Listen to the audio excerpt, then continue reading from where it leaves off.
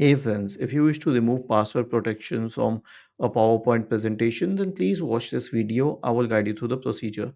So, this document is password protected. If I try to open it, it will prompt for the password.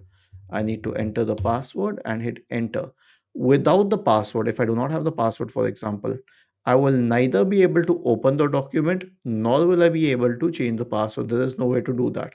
So, once I'm inside the document, to remove the password, click on File, select Info, click on Protect Presentation and select Encrypt with Password. So this is the password here, even if it doesn't show it. All you need to do is remove this box and click on OK, and it's gone.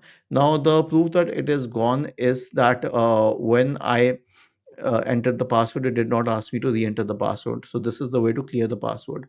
I will close this and now I will try to open it again. And yes, it opened without the password. Was this helpful? If yes, then please subscribe to the channel. And if not, then let us know in the comment section of the video on how we could help you further. Thank you for watching this video and have a nice day.